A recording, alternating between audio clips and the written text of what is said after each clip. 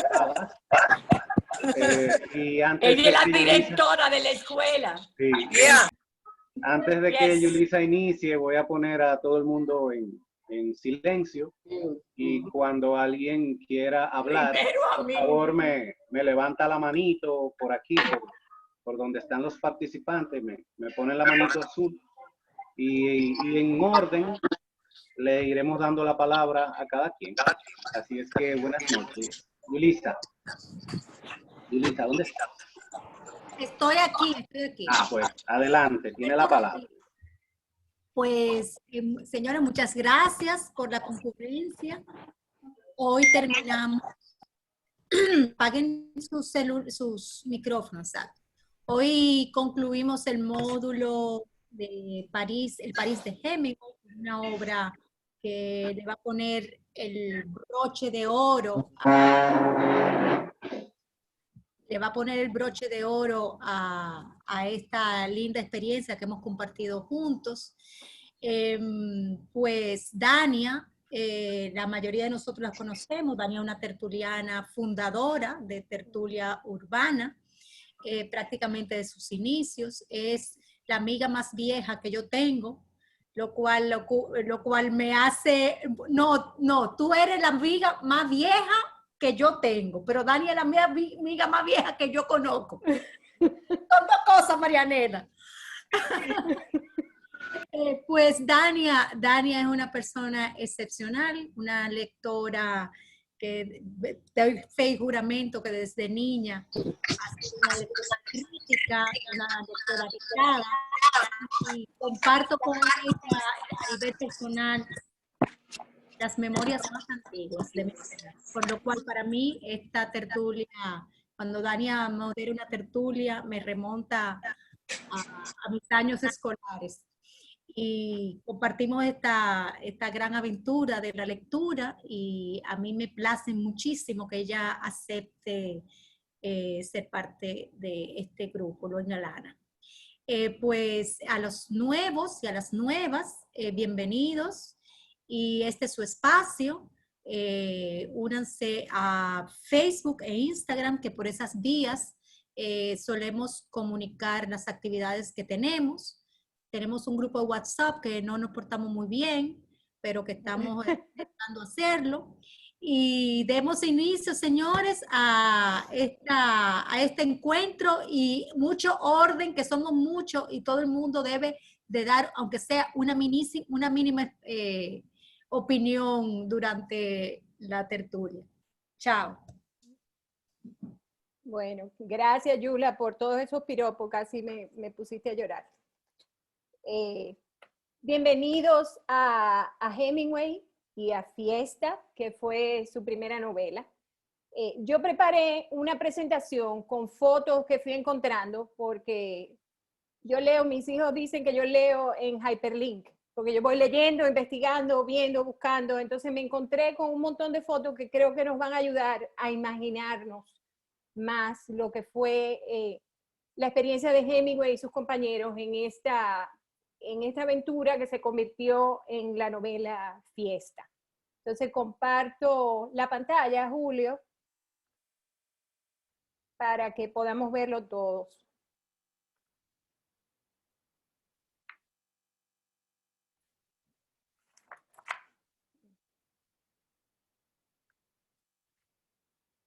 Ernest, empiezo con la biografía de Hemingway. Ya más o menos lo que participamos en el taller de Delia la leímos, la conocemos, pero vamos a repasarla un poco para ver cómo tiene que ver un poco su biografía con la novela. Ernest Miller Hemingway nació el 21 de julio de 1899 en Cicero, Illinois, el segundo de 6 hermanos. Sus padres fueron Clarence y Grace Hemingway, quienes criaron a sus hijos en ese suburbio acomodado y conservador de Chicago. La familia poseía una cabaña en el norte de Michigan, donde pasaban temporadas, y fue en ese entorno donde Hemingway aprendió a cazar, pescar y valorar la vida en contacto con la naturaleza.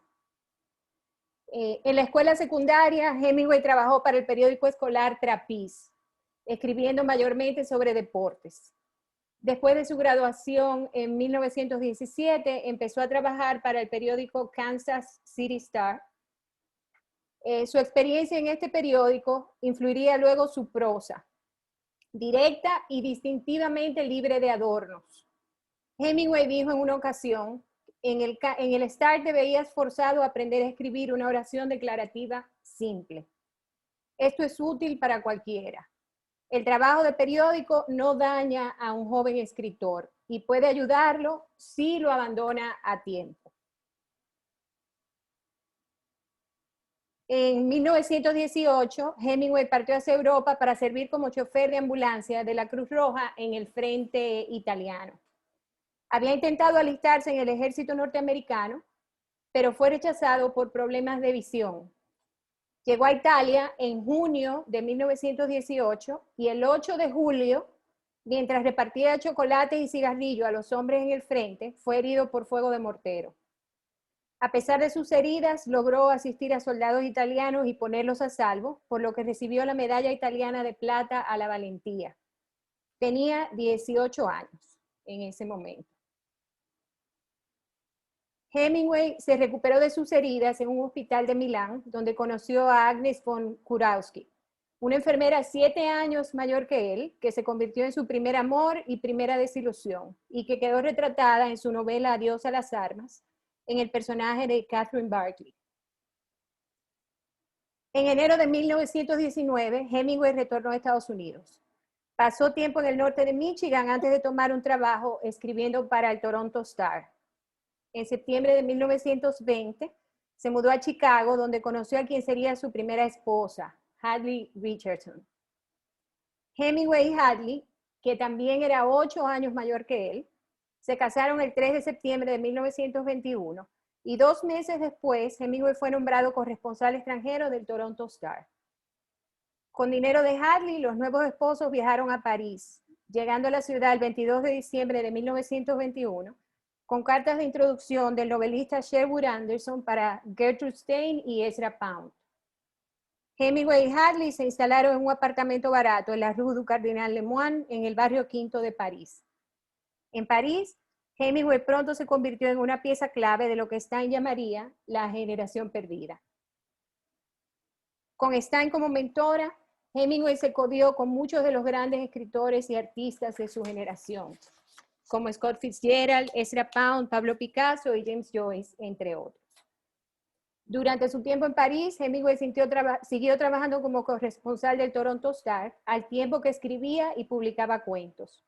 En diciembre de 1922, durante un viaje en tren a Schruns, en Austria, para reunirse con él, Hadley perdió una maleta con todos los manuscritos de Hemingway.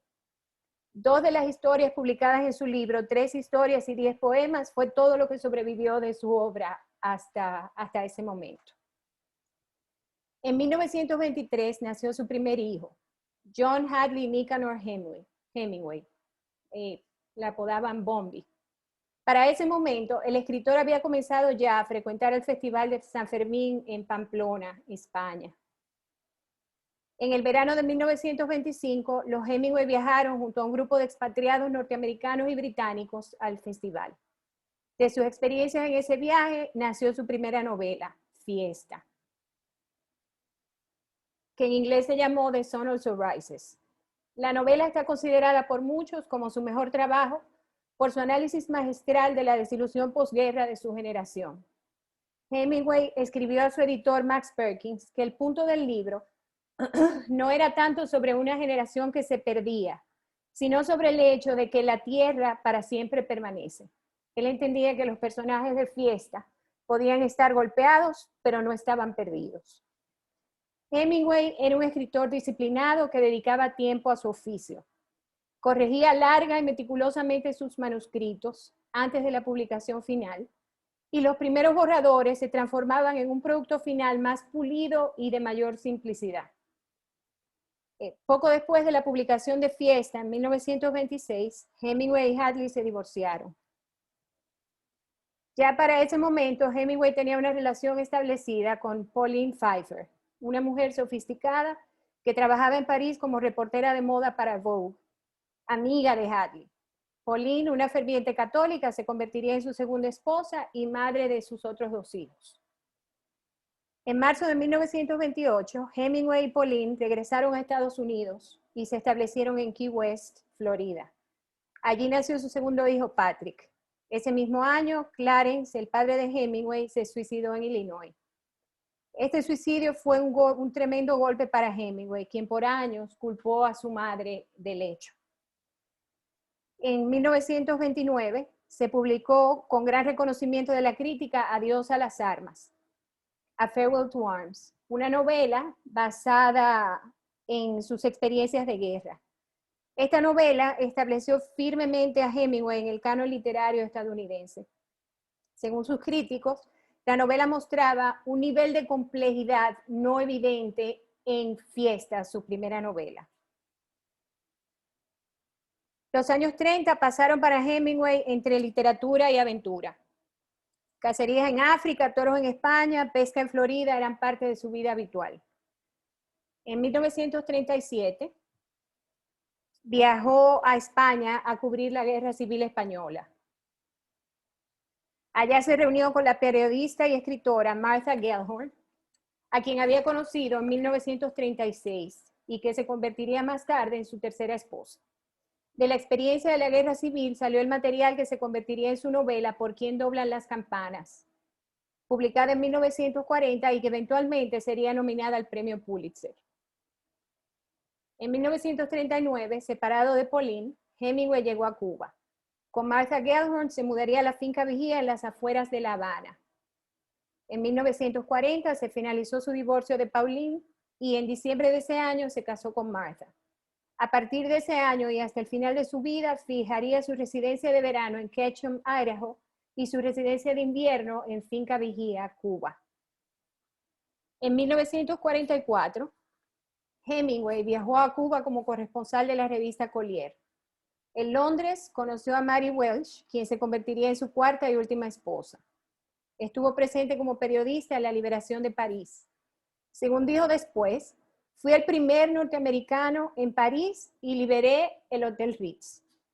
Martha Gellhorn había viajado a Europa en 1943 para reportar desde el frente italiano, con gran disgusto para Hemingway. Gellhorn fue la única mujer presente en el desembarco de D-Day en Normandía. Hemingway y Martha se divorciaron en 1945. En 1946, Hemingway se casó con Mary Welch. Los años 40 fueron para la familia años de accidentes y problemas de salud, y para él, años de pérdida de sus amigos literarios. En 1939, William Butler Yeats y Ford Madox Ford. En 1940, Fitzgerald. En 1941, Sherwood Anderson y James Joyce. En 1946, Gertrude Stein. Y en 1947, Max Perkins, su editor y amigo.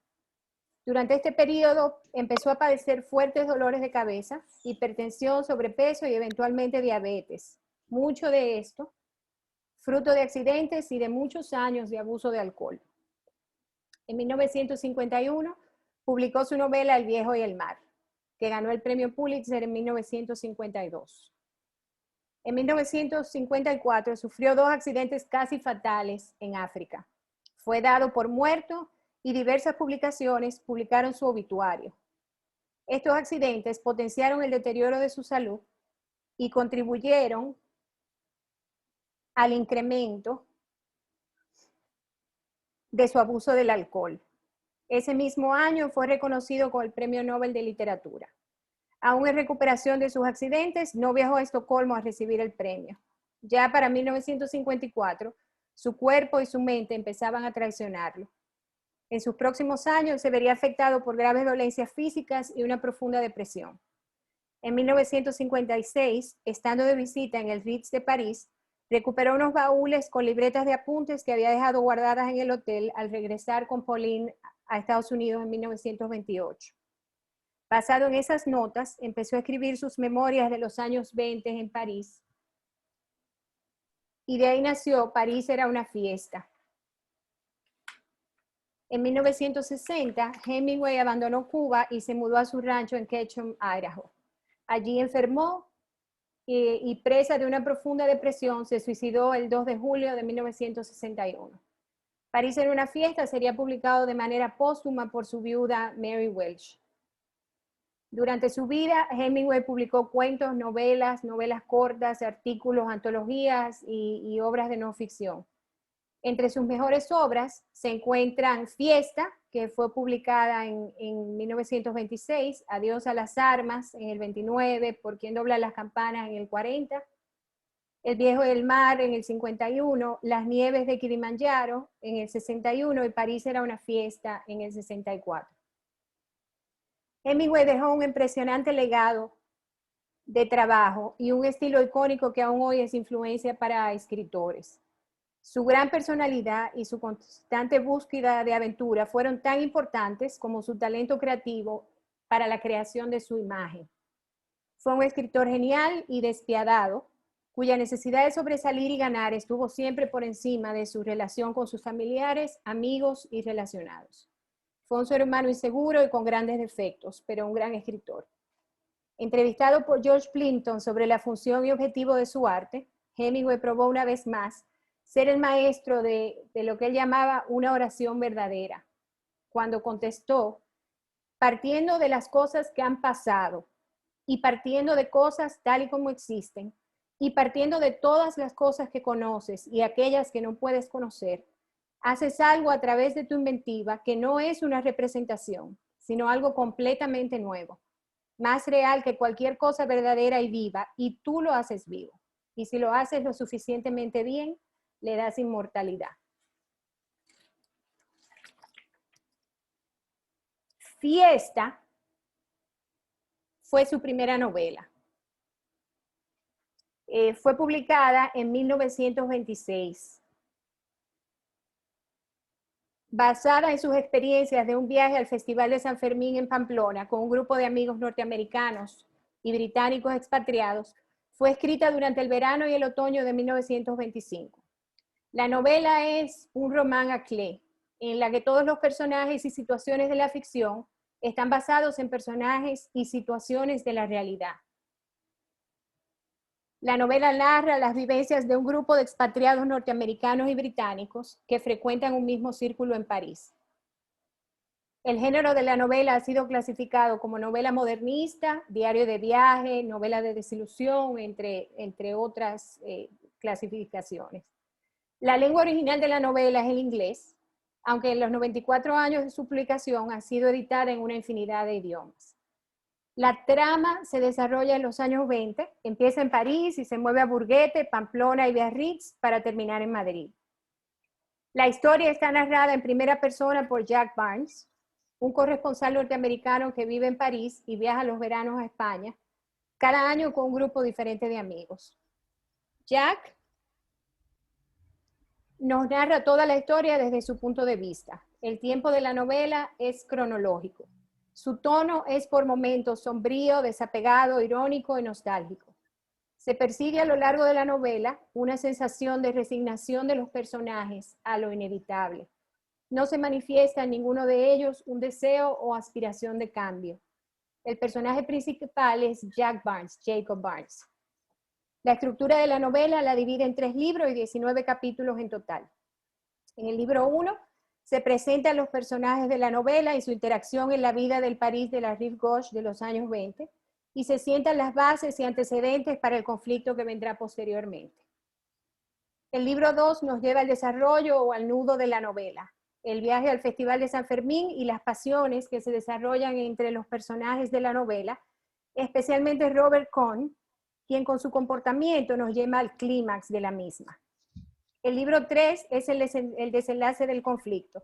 Terminado el festival, las pasiones retornan a su nivel y cada personaje sigue su historia. Los personajes principales, todos de alguna manera miembros del círculo del Quartier Latin del París de los años 20, son Jack Barnes, que en vida real, el personaje de Jack Barnes está basado en el mismo Hemingway. Un periodista veterano de la Primera Guerra Mundial con una lesión de guerra que lo ha dejado impotente. Jack está enamorado de Lady Brett Ashley, Es un amor correspondido pero imposible, pues ella se niega a abandonar su vida sexual. Lady Brett Ashley, que en vida real fue Lady Dove Twisden, era una mujer separada de su esposo abusivo, con un título nobiliario que perdería tan pronto se hiciera efectivo su divorcio, atractiva a los hombres y sexualmente liberada. Ama a Jack Barnes, pero pretende casarse con Mike Campbell. Al mismo tiempo, vive un affair con Robert Cohn. En España, vive un romance con el joven torero Pedro Romero. Sus romances desencadenan el nudo de la novela.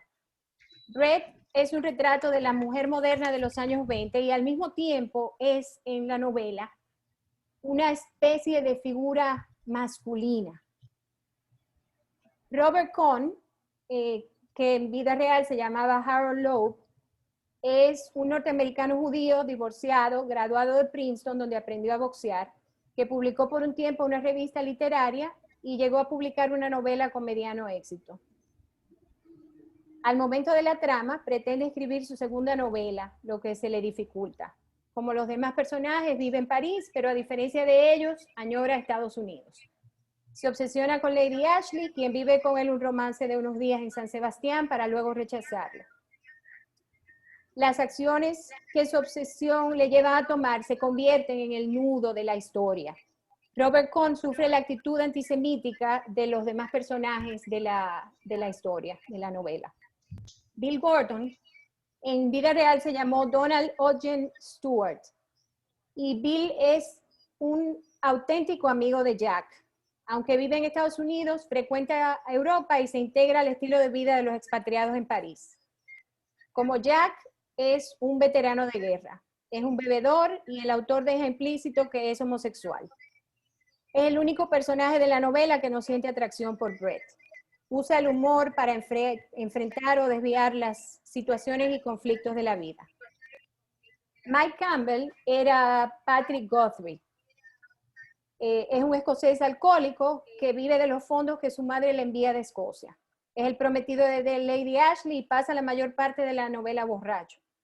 En apariencia tiene una actitud ligera y flexible, pero no pierde oportunidad de atacar a Robert Cohn. Pedro Romero, que en realidad fue Cayetano Ordóñez, era un torero prodigio de 19 años que recién empezaba su carrera. Se convierte en el capricho de Lady Ashley, con quien vive un romance. Por celos, es golpeado por Robert Cohn.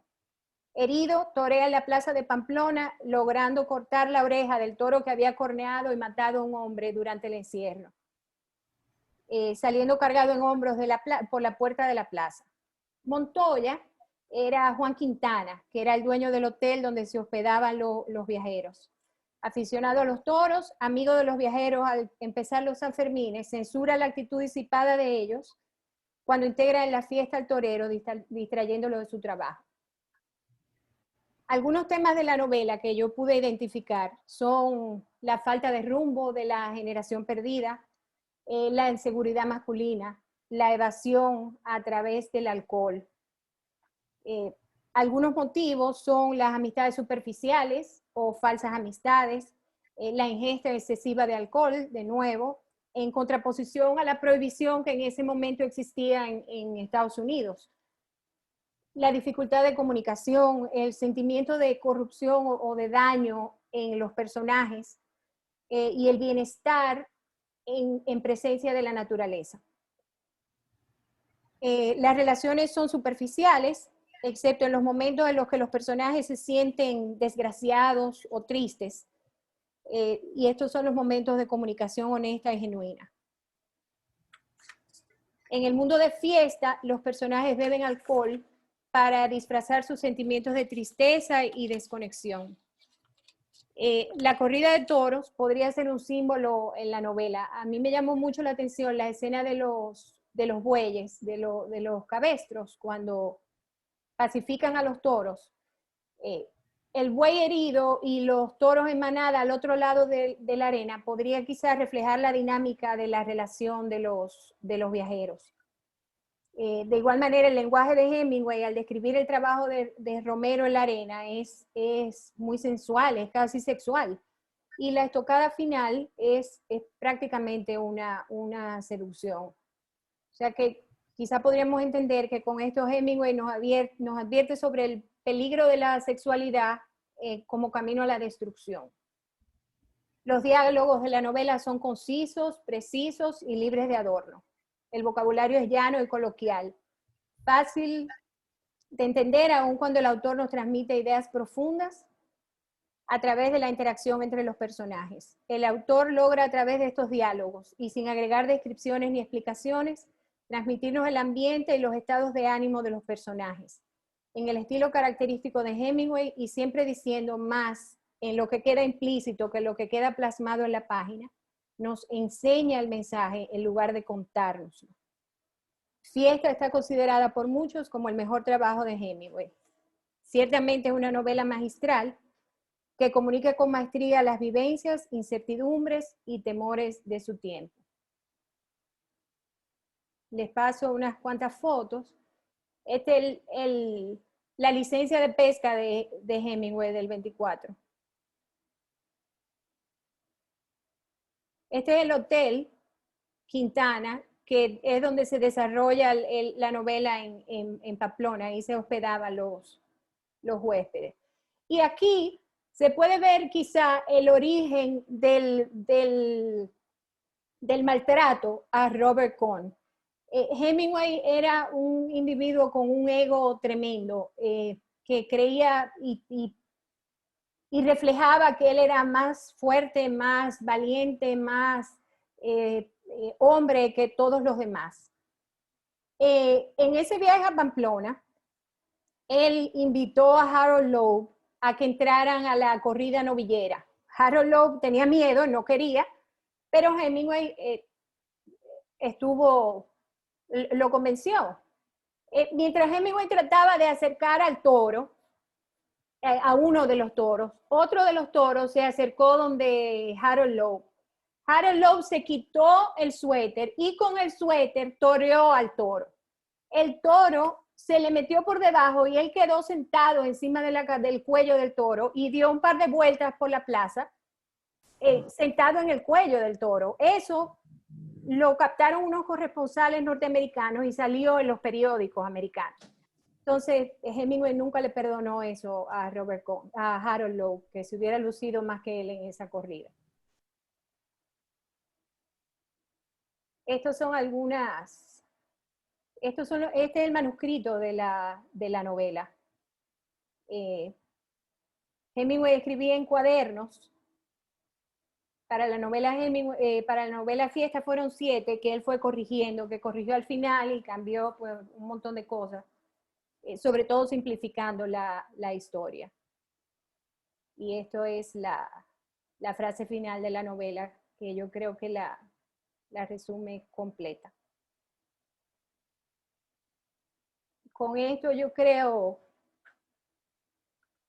que termino la introducción.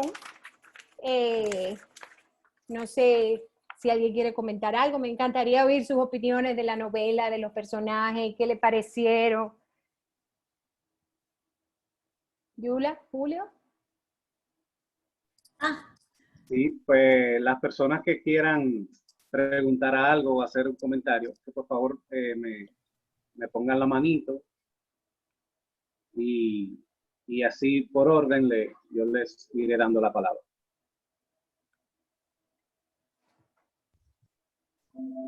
La primera persona es Yulisa, Roberto. Adelante, Yulisa.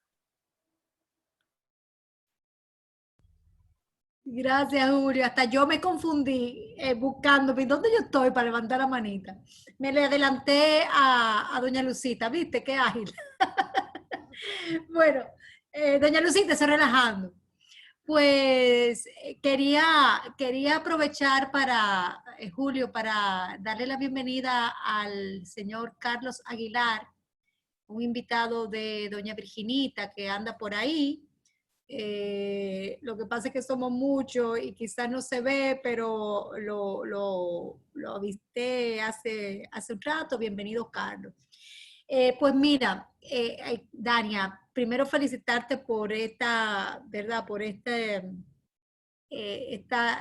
biografía destilada de Hemingway nos revela un contexto de la novela.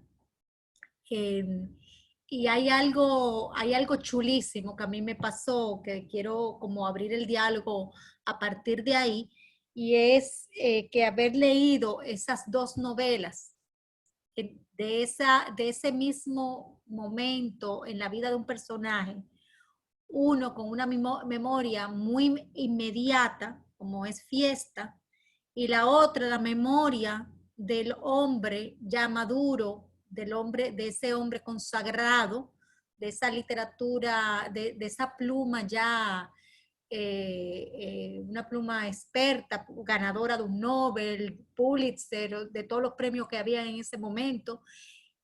¿Cómo podemos ver esas dos temporalidades en esa historia? Y me encantó que referenciara, pues yo no había hecho esa tarea realmente, de referenciar sus amigos, ¿no? Porque es que la magia de Hemingway en esta novela es realmente tomar de esas vivencias más próximas y de esos personajes más íntimos a su vida, convertirlos, ficcionarlos, ¿verdad? Y regalarnos esas historias. Entonces, ha sido para mí, en lo personal, como lectora, una experiencia muy, pero muy gratificante y de mucho crecimiento ver esos dos momentos escritos por ese autor. Te agradezco mucho que hayas recomendado esta lectura y quisiera pues oír los comentarios de todo el mundo, ¿no? Julio se encargará hoy de mediar esas intervenciones. Un abrazo y bienvenido a todos. Bien, ahora tiene la palabra Alexandra Sánchez y luego doña Lucita. Hola, buenas noches. Yo quería comentar que para mí lo más impactante de la novela es la preponderancia del personaje de Brett. Es una mujer totalmente en control de su vida, de sus decisiones, de su vida sexual, de su interacción con parejas. Los hombres con que participa en ningún momento cuestionan sus decisiones, muy por el contrario, prácticamente todos la admiran, la desean o la aman, la quieren o la respetan. Y la imagen que uno tiene de Hemingway es de este hombre todopoderoso, musculoso, deportista, inteligente, famoso, que uno podría esperar de él que sus personajes femeninos fueran muy dóciles, como era la esposa, su esposa en París era una fiesta y como era la pareja de Gertrude Stein. Sin embargo, en su primera novela, el personaje femenino, el único personaje femenino relevante, es un personaje con tanta fuerza como la tendría un hombre, en lo que se entiende tradicionalmente de beber, parrandear, cambiar de pareja y hacer lo que te plazca en el momento. Entonces, para mí eso fue muy, muy impactante y revelador de la novela.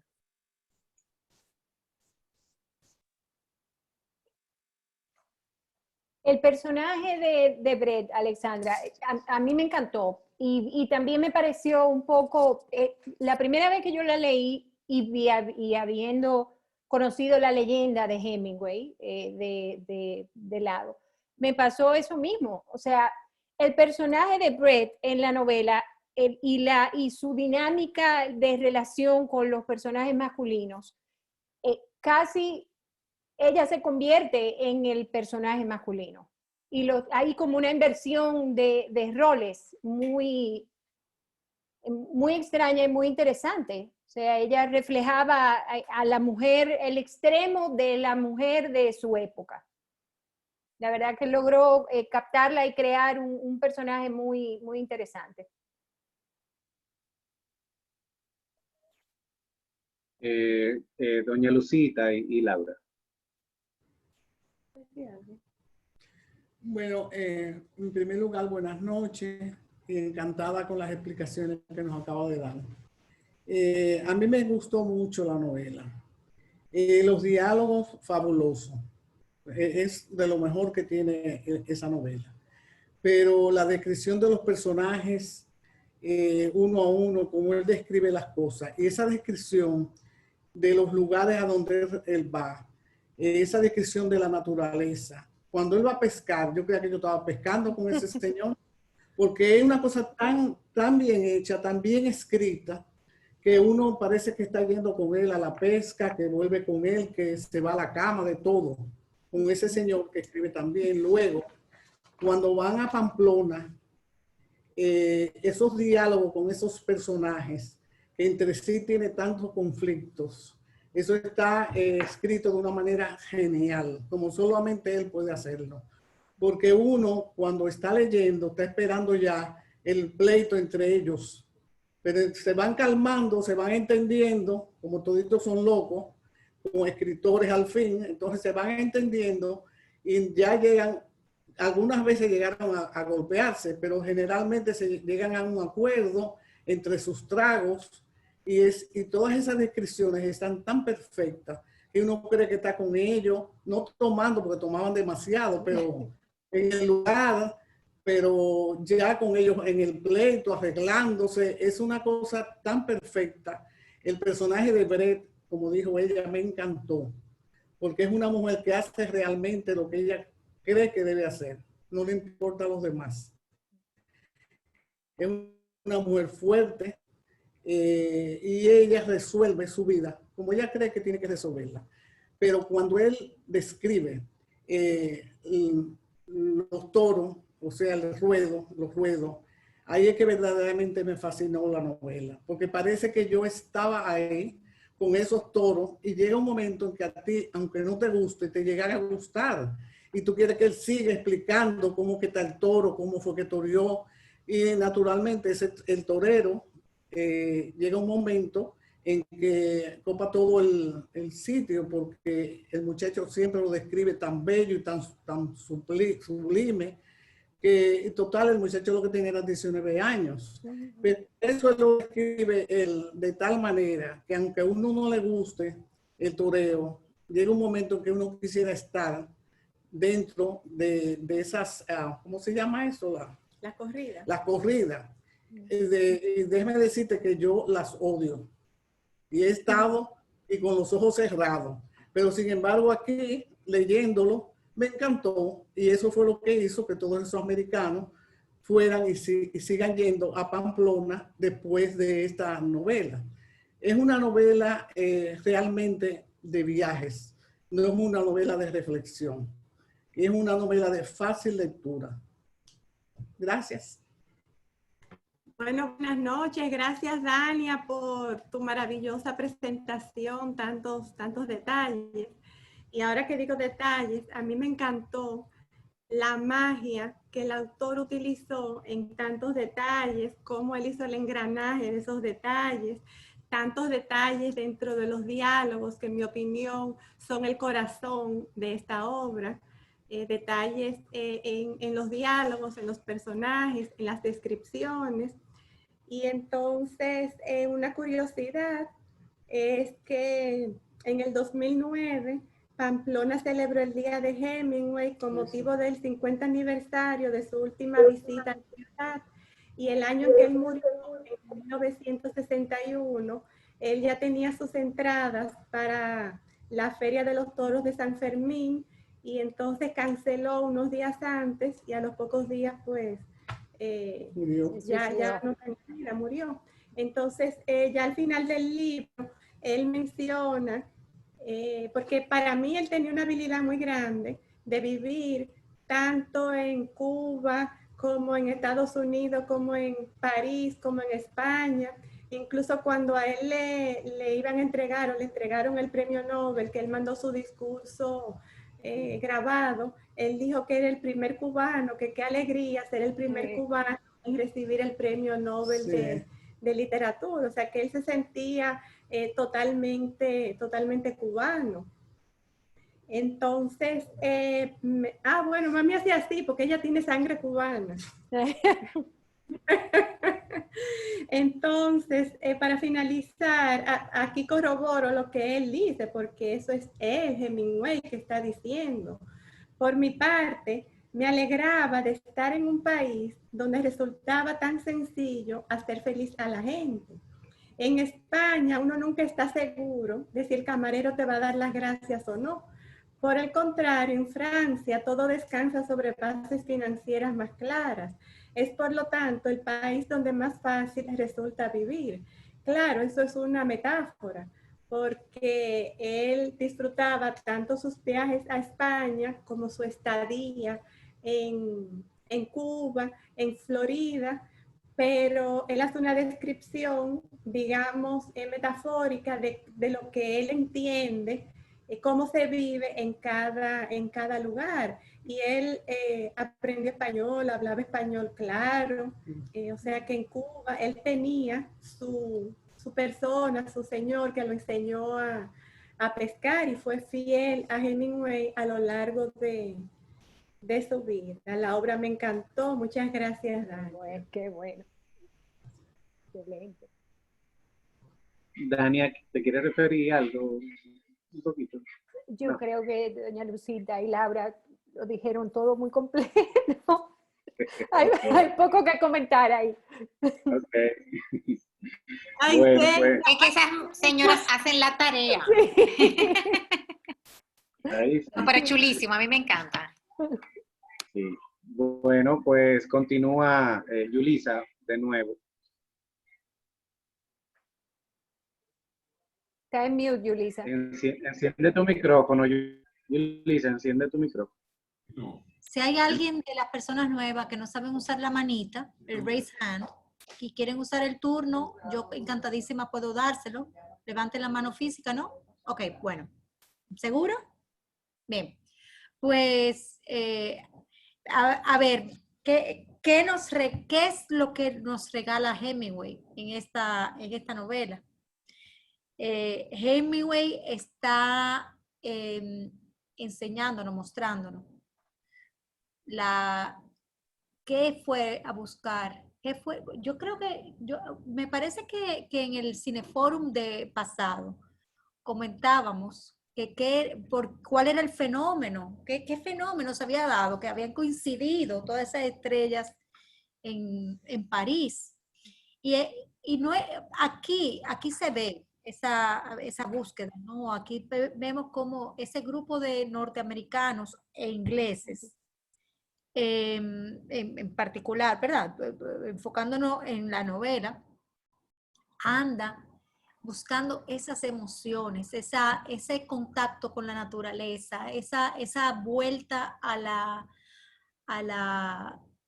lo atávico, a la raíz, a la tierra, y esa escena donde está Hemingway con su amigo en la pesca, durmiendo uno al costado del otro, hablando de sus intimidades,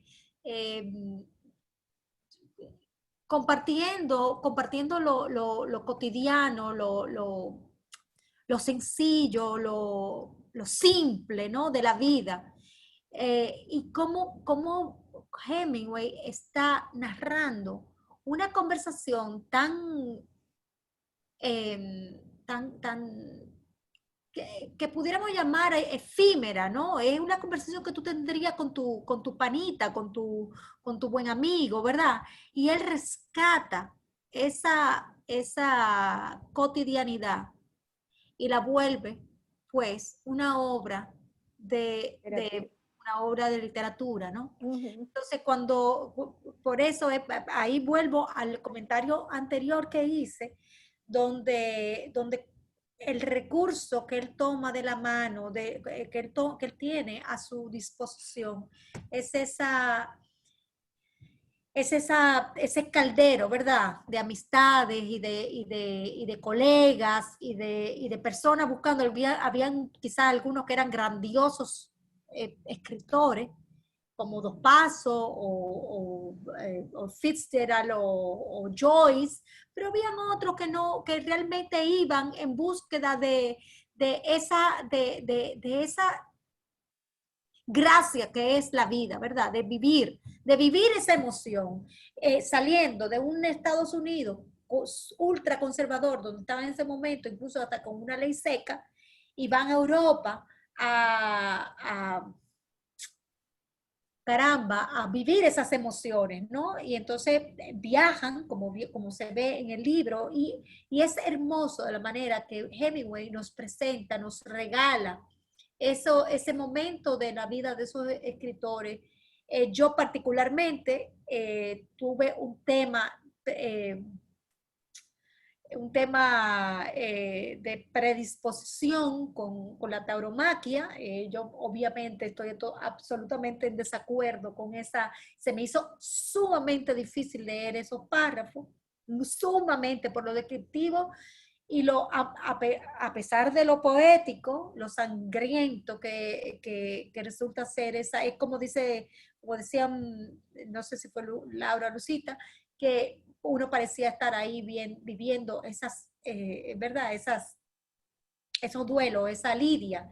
Y bueno, ahí está la literatura para uno poder, ojalá desaparezca de la faz de la tierra esa práctica, y quedará esta novela para poder recordarla, ¿no? Como una práctica obsoleta. En esa época, Yulisa, ahora los caballos de los picadores van vestidos como con una armadura y los toros difícilmente los pueden maltratar, pero en esa época no, era abdomen abierto. O sea, los toros y él lo narra y lo describe, el caballo corriendo y botando y con los intestinos fuera. Y sin embargo, él te narra toda la crueldad de la corrida y de la lidia. Y uno no deja de percibirlo como algo bello, porque él siente tanta pasión por los toros que te lo enseña y te lo deja ver. O sea, tú lo ves. Cuando ese Pedro Romero está toreando, yo me lleno de tensión y yo lo veo el movimiento y veo cómo él se convierte en uno con el toro.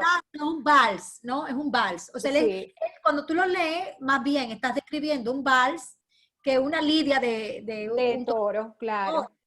Claro. Es increíble. Óyeme, a pesar de eso, se me hizo muy difícil atravesar esos. Claro. Sí, porque él te enseña todo, te describe el capote manchado de sangre, que está duro por la sangre, que lo desenrollan, que lo doblan, que no lo lavan. Es muy interesante como él te logra adentrar en cada una de las actividades, porque cuando estaba en el río, en el Irati, yo no sé si a ustedes le pasó, bueno, doña Lucita lo comentó, que tú te sientes que estás en el río también y que tiene calor y metiste los pies y ahora está fresco y el vino está fresco y las truchas y los helechos. Él, sin abundar en palabras y sin usar palabras rebuscadas ni llenarse de adjetivos, él logra describir perfectamente todas las situaciones. Así es. Ok. Alexandra Sánchez, por favor. Sí, yo iba a comentar antes de que Dani hablara precisamente sobre lo que había comentado Yulisa, que a pesar de que yo, al igual que ella, tengo un rechazo visceral a lo que son las corridas de toro, realmente Hemingway se crece en la descripción, porque más que un evento sangriento, parece un baile. Sí. O sea, y sin ser un lenguaje florido ni rebuscado, él te narra lo que es una corrida de toro, una lidia de toro, con la belleza que la ven, que lo admiran los que realmente siguen la tauromaquia. Y también quería comentar que con respecto también a lo que comentaba Yulisa al inicio, de esa generación de americanos que van de la restricción que viven en Estados Unidos a Europa, es también una generación que acaba de pasar una primera guerra. Es una generación que definitivamente tiene dinero, porque el estilo de vida que llevaban era una vida muy disipada. Y es también como un disfrutar la vida porque mañana no sabemos lo que pueda pasar. Es una generación que viene de una primera guerra, de un gran impacto, de muchas muertes, que también se está liberando y está disfrutando de la vida y de las libertades y permisos que te da ser joven, tener dinero y estar en el extranjero.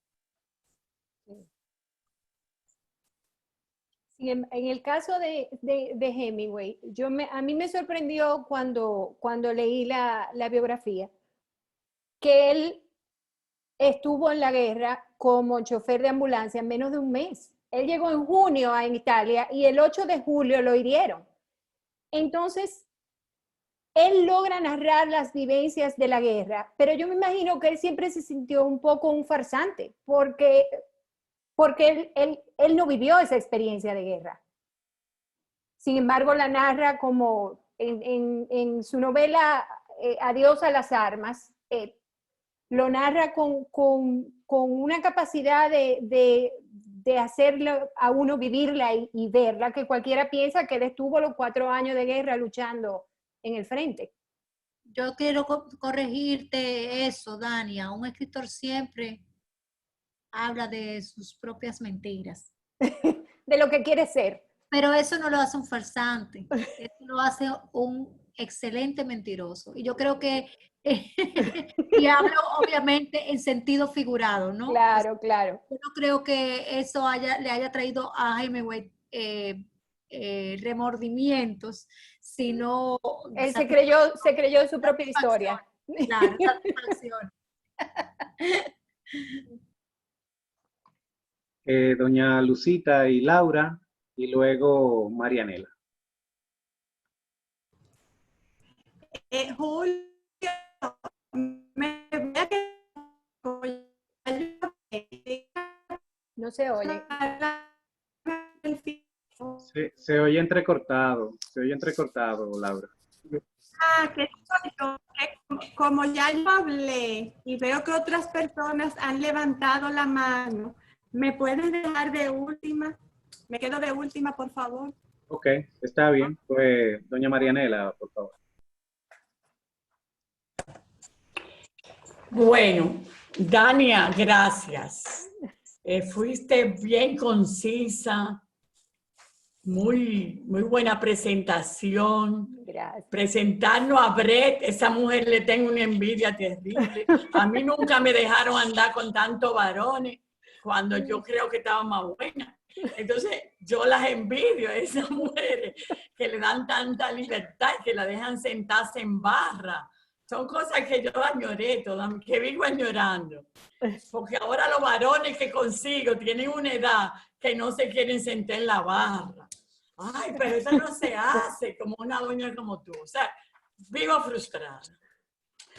Pero yo quiero aportar de nuevo, porque estoy de acuerdo con todas las presentaciones, que leyendo esto que hemos leído, yo percibo que Hemingway en su escritura y su vida vivía al filo, vivía como buscando todavía más riesgo, más temores, en la misma corrida, era como la muerte, era como, yo lo percibo como un muchacho triste. Eso es lo que hemos estudiado ahora, reconociendo su gran labor, pero lo veo en búsqueda como al filo de la navaja. Y fíjense entonces cómo se suicida, cómo planea cosas en la que más o menos él es el motivador, el rey. Y entonces siento mucha pena por él. Como que sé que siempre buscó más, algo más, algo más. Gracias a Dios que nos dejó este legado de todo lo que estamos sabiendo de él. Y como que todavía lo leeré más tranquilamente. Porque a veces cuando tú vienes con los libros a las tertulias, te agolpa y lo termina. Entonces yo reflexiono y debo leer más calmadamente los libros que van a la lectura o repetirlos. Pero siento en él una demostración excesiva de su gran virilidad. Como que eso lo exagera. Y fíjate cómo anda con una señora que trae al grupo hombres, entre comillas, inseguros y tontos, para una mujer de esa categoría. No sé, ella era muy superior a todos. La Gertrude Stein también. Entonces, fíjense dónde él va, a la raíz de la fuerza. Esta es una percepción que seguiré buscando, solo para aportar. Gracias, Julio, y todos. Dania, excelente. Gracias, Marianela. Ese comentario sobre la vida de Hemingway puede tener su origen en su relación familiar con sus padres. Su mamá era muy fuerte, era una mujer muy autoritaria y el papá vivía un poco al margen, por eso él siempre la culpó a ella del suicidio del padre. El suicidio. Entonces quizá esos personajes femeninos fuertes que estuvieron en su vida, aunque nunca en sus esposas, porque la única esposa de él que fue una mujer fuerte fue Martha Gellhorn y él no la soportó, o sea, se divorció de ella. Porque ella lo rechazó. Sí, ella lo rechazó, pero primero, ella era mejor periodista que él. Y cuando la Segunda Guerra Mundial, ella se fue temprano en la guerra, ella se fue en el 43 a reportar la guerra, y eso él no se lo perdonó. No se lo perdonó. Ella hizo el desembarco en Normandía con el desembarco de D-Day, fue la única mujer que desembarcó como periodista. Y eso él no lo soportó. Traspasó frontera primero que él. Sí, claro. Exacto, de acuerdo. Sí, por eso te digo que yo seguiré adelante, que leeré más calmamente. Pero siento tristeza con sus obras, como de él, de su personalidad, sí. de cómo vivió, como esa búsqueda constante con el temor, la fuerza y el demostrar cosas. Pero eso es una reflexión. Gracias. Gracias, Marianela. Doña Lisette, y luego Seila. Sí, antes que todo, quiero felicitar a Dania por el amor de Dios. Has hecho un resumen de la obra y has hecho un resumen de la vida con la obra. Yo me he dedicado en estos últimos días, desde que empezamos con el libro en París era una fiesta. Leí la fiesta tuya desde que tú lo dijiste que ibas a moderarla, y también he leído muchísimos cuentos. He leído la última obra, la que dicen los grandes escritores como García Márquez y como Padura, que es la mejor de sus obras, que es Al otro lado del río y entre los árboles, donde ya él tiene 51 años, lleno de cicatrices, siempre el mismo hombre fuerte, pero viejo, ya él se sentía sumamente viejo con 51 años. Y en esa obra, él lo único que narra, aparte del loco enamoramiento que tenía con una muchacha de 19 años, habla de su experiencia en la guerra, porque él la pone a ella como personaje, a esa jovencita de la nobleza veneciana, la pone a preguntarle sobre sus experiencias de la guerra. Señores, ese hombre tiene que haber ido como periodista a la guerra de España, y a todas esas guerras iba como periodista. Recuerden que él era periodista, y eso influyó también en su forma de escribir. O sea, ahí es todo una mezcolanza de cosas.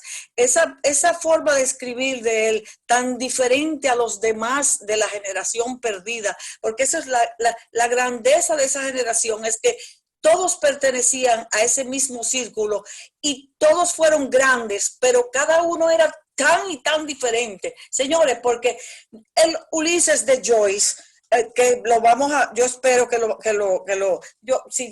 si yo me meto hasta lo comparto, pero verdaderamente leyendo a ese y leyendo a Faulkner, óiganme bien, no tiene nada que ver con Hemingway, absolutamente nada que ver con Hemingway. Hemingway hace narraciones de su vida en la guerra y en Europa, pero de una manera limpia, de una manera clara, con oraciones declarativas, el modo indicativo. Ahí no hay ningún subjuntivo, ahí no hay ninguna complicación gramatical ni de recursos literarios, solamente belleza narrada de una manera simple.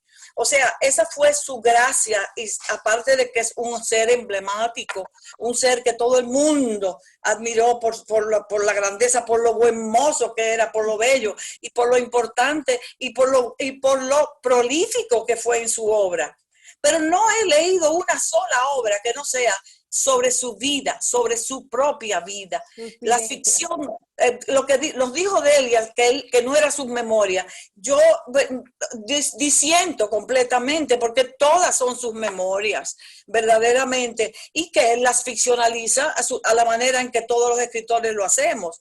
Pero yo he tratado, aprendí muchísimo de esas novelas de él, porque por la forma tan clara y tan concisa y tan precisa de escribir, porque mira, tú te pones a leer cualquier otra novela que tiene 3 adjetivos para una misma palabra, y este hombre te ponía uno si acaso, y de qué manera, qué preciso, qué exacto era poniendo. O sea, se ve que él trabajó mucho, pero él vivía en una nebulosa, como dice mi amiga María Lela. Él vivía en una nebulosa de alcohol y de insatisfacción con lo que buscaba en la vida, porque él tenía que estar todo el tiempo en algo.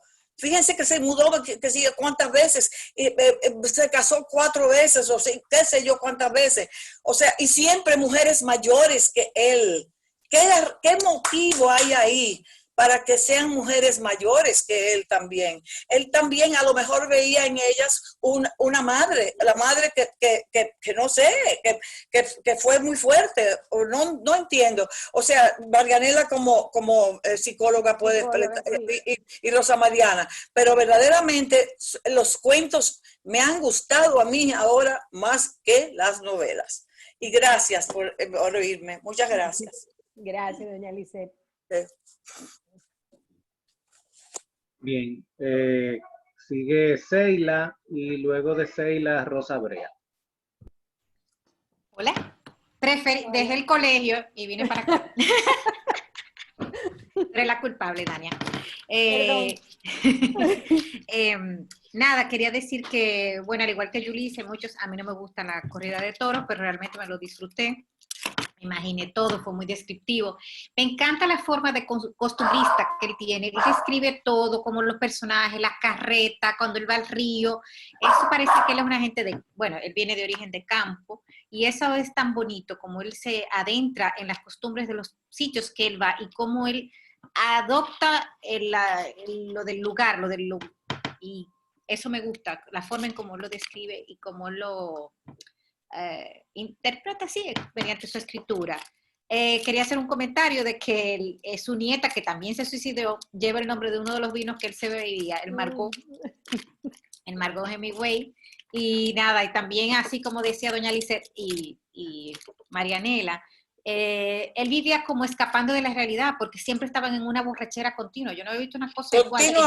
Que gente que bebían y era como de una fiesta en otra, y no terminaban una cosa cuando ya querían estar en la otra. Es como parecerían adolescentes o jóvenes, muy jóvenes, donde están buscando su identidad, pero no, yo no sé si será el hecho de que se le trafucó la cabeza con la guerra o con lo que estaba viviendo en el momento, o el no tener como un sitio definido porque ya estaba aquí, ya estaba allá, y con sus cosas pasadas como su familia, que su papá también se había suicidado, que puede ser.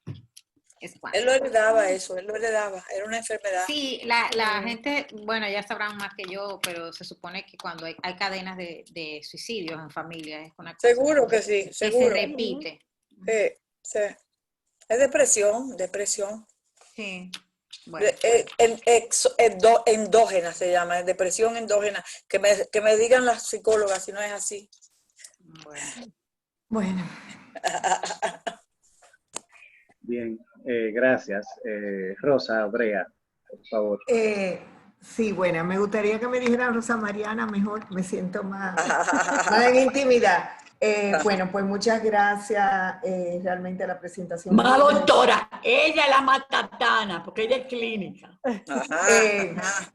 O sea, realmente muy, muy interesante. Yo no he podido leer, Yulisa me invitó, yo se lo dije, yo no he podido leer el libro, pero sí he profundizado un poquito en el personaje de Hemingway. Y comentaba en el chat que realmente tenemos que entender que Hemingway viene de una familia totalmente disfuncional. Su padre se suicidó y se identificó su papá como con trastorno maníaco depresivo, que era como se llamaba antes al trastorno bipolar hoy día. Precisamente la bipolaridad se destaca por hay muchos tipos de bipolaridad, pero esa conducta exacerbada de excesos y de descontrol y acompañado también de momentos de depresión es típico de una conducta bipolar.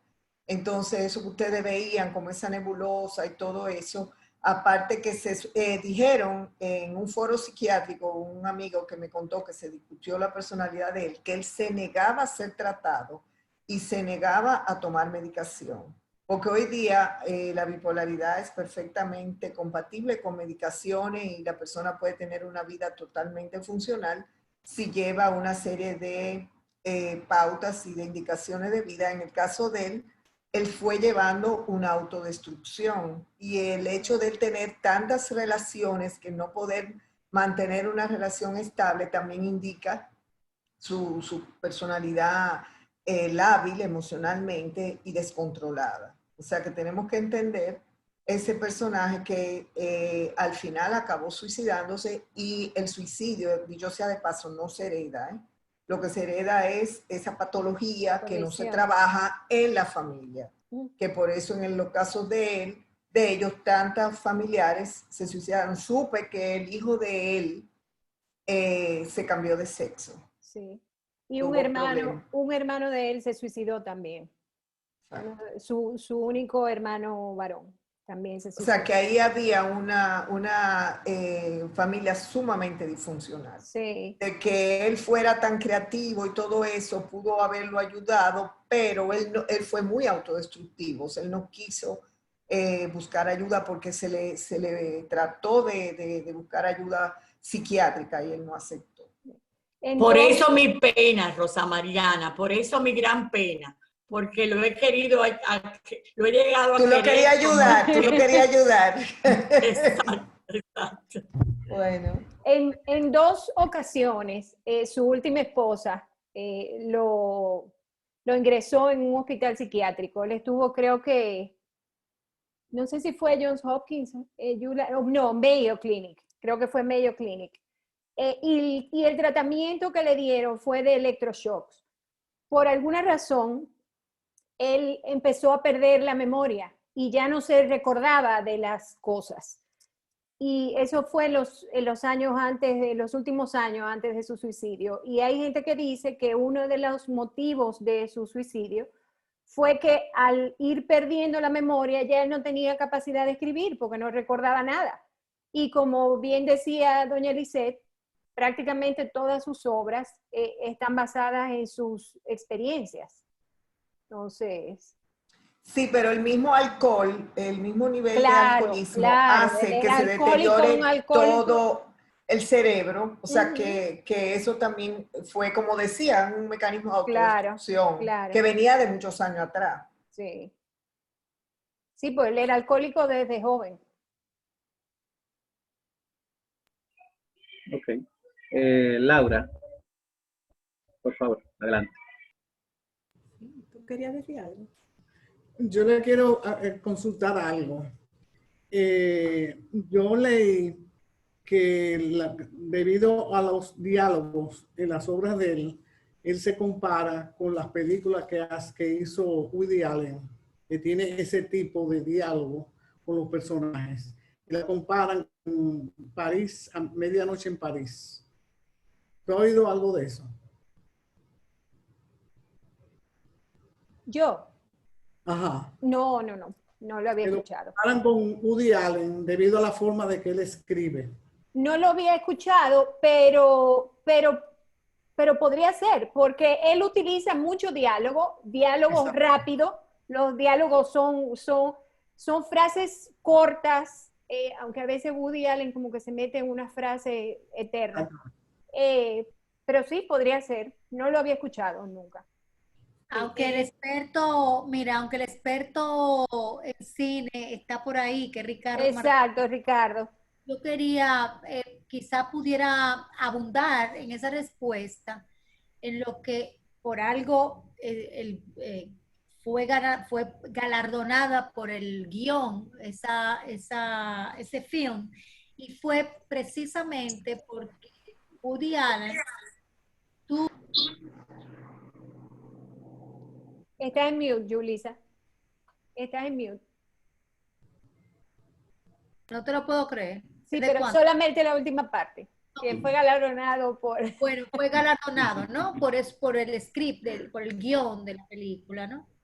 Y es precisamente por eso, por poder rescatar, imaginar cómo hubieran hablado esos personajes, traspolando sus biografías y sus textos, traspolándolos en un guión cinematográfico. Entonces, eso fue lo que él imaginó. Obviamente, que volvemos a ver, volvemos a la película, a enfocar en la película está armando arquetipos. El arquetipo, el imaginario de cómo nos imaginamos a Hemingway, cómo nos imaginamos a Zelda, a Scott Fitzgerald, cómo viven ellos en nuestro imaginario, a través de su literatura. Entonces, yo no creo que Hemingway hablara como el personaje que Woody Allen nos prepara, pero sí es el personaje de Hemingway al que nosotros estamos referenciando. Entonces, una cosa es el autor y otra cosa es el personaje del autor, que es lo que Woody Allen retrata en esta película.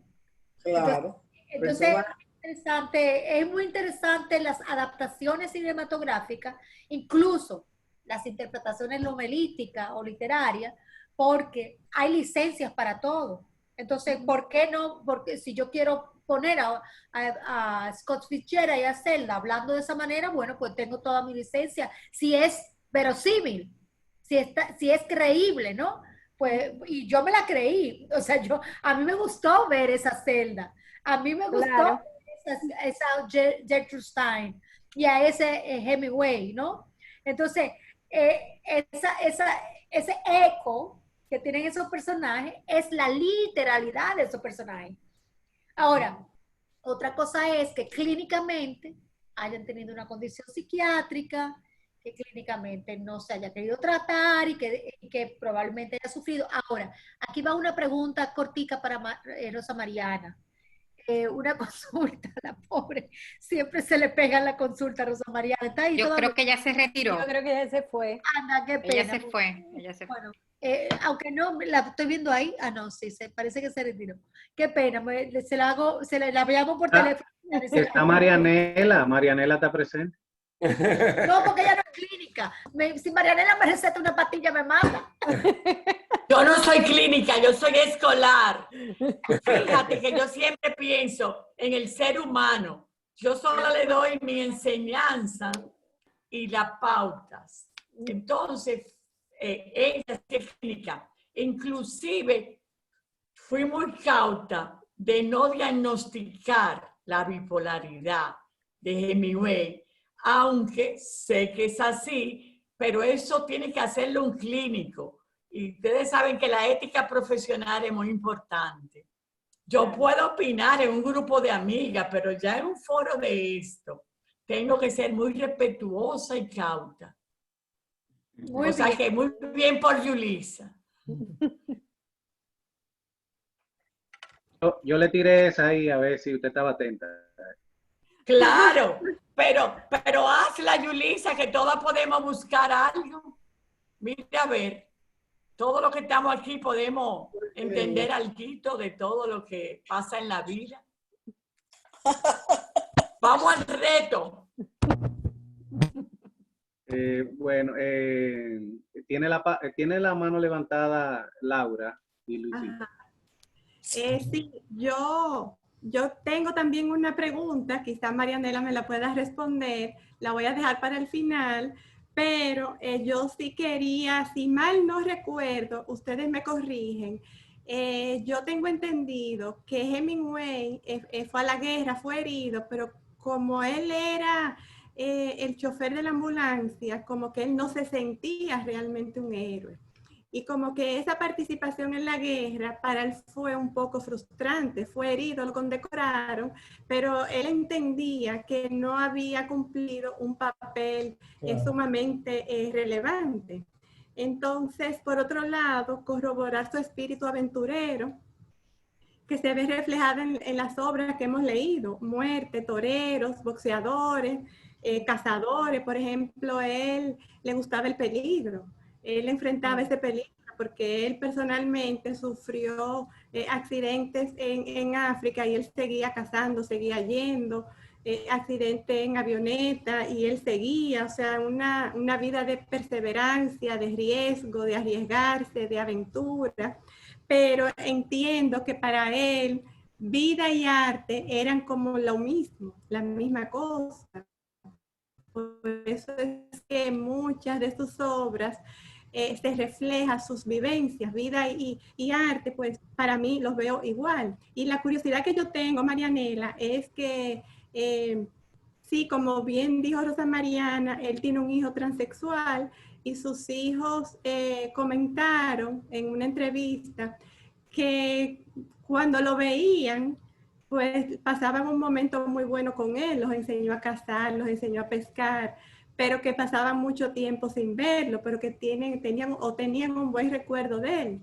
Pero su mamá, entiendo que era costumbre de la época, lo vestía de niña, lo vestía de niña hasta los 6 años. Entonces, no sé qué implicaciones puede tener eso ya en la vida de él como adulto. Exacto. Me voy a lanzar a cooperar un poco. Eso puede tener, mira, un padre castrante y una madre incentivando a la feminidad. Porque eso es lo que se ve aquí. Todo lo que él hizo de riesgo, eso es lo que yo he leído. Fíjense que era como, él una vez dijo la frase, qué difícil es ser hombre. Me voy a meter, yo creo que él tenía muchos problemas psicológicos, además de la bipolaridad. Él tenía trastornos sexuales. Pienso, eso se da mucho en estos hombres que cambian mucho de mujeres, porque creen que no han encontrado la adecuada. Y subyacentemente, fíjense, que él hacía mucha liga con los varones, como digo yo, con los masculinos. Ese viaje que le hizo con Fitzgerald, que se fueron solos, que él no quería que fuera a hacerla, son inclinaciones que nos llevan a sospechar. Pero tenemos que ser respetuosos porque estamos hablando de la vida literaria. Entonces, muchas veces no debemos hurgar en estos foros. Eso es como tu íntima convicción después que tú estudias, que tú participas en esto. Y yo como psicóloga y profesora tengo pánico de clasificar. Porque así como los psicólogos y los profesores hacemos mucho bien, hay un día que una etiqueta de un profesor o un psicólogo te daña para el resto de tu vida y te es muy difícil superarlo, porque se hace una nebulosa hasta en un perfil psicológico que tú mandes a unos padres y que los padres se le enseñen a la tía y al abuelo. Eso es muy delicado. Y hemos abusado los psicólogos y los psiquiatras con ser ligero en etiquetar rápidamente. Y sí, yo veo todo lo que ustedes ven. Y entonces, imagínense ustedes, en aquel tiempo, una mamá, ¿a quién complazco? ¿Con cuál me voy? Por eso le tengo pena y tristeza, me da su vida. Yo al final quedo muy lacerada y las historias nunca se me van. Me pasa con las fotos en la película. Además, soy muy crítica, veo lo que mucha gente no ve. Pero a nivel literario sí lo admiro cada día más. Creo que así más o menos doy un pie de amigo de lo que sería una respuesta honesta. Gracias, Marianela. Muy bien. Laura. Perdón, doña Lisette. Sí, yo solamente quería añadir una cosita, que aunque la tauromaquia sea sangrienta, sea feroz, sea pseudomasoquista, la tauromaquia está considerada un arte, por eso es que es tan bella el garbo del torero, la forma en que pasa la capa, la forma en que hace todo. Es lo mismo que yo hago con el caballo y eso es lo que yo comparo. Yo por eso lo digo y creo que es así, lo dicen los libros. La tauromaquia es un arte, no es cualquiera que puede saber hacer esa belleza que hizo ese hombre en ese libro y en otras ocasiones. O sea, es un arte, está considerado un arte sangriento y de todo, pero es un arte. Gracias, eso era todo. Gracias, doña Lisette. Bueno, la palabra está disponible para quien quiera hacer uso de ella. Voy a opinar algo. Esa descripción del que el torero era tan bello y tan hermoso, también me chocó mucho cómo él lo describía y incentivaba mucho esa belleza de ese hombre, de un hombre diciéndole al otro hombre que qué bello, que qué bello. Los hombres normalmente no dicen esas cosas y sobre todo tan repetida a veces, tan repetidamente. Digo yo, no sé. Sí.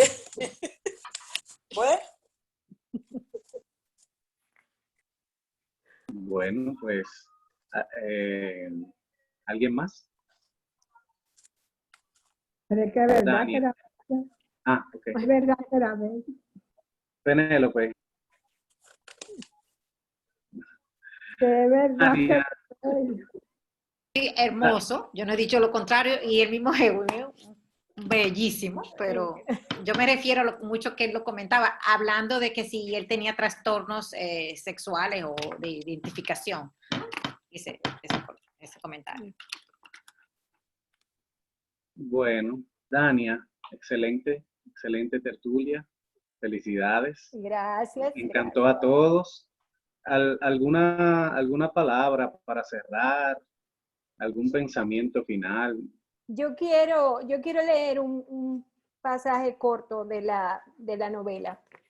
Siempre escuchamos que Hemingway escribe enseñando y no diciendo, que Hemingway escribe sin adornos, y eso se ve en los diálogos. Pero yo creo que hay un párrafo que lo describe perfectamente, o sea, en el que queda perfectamente palpado eso que nos hablan siempre de Hemingway. Y es cuando él dice en el capítulo 17, él dice, el toro que mató a Vicente Gironés se llamaba Boca Negra.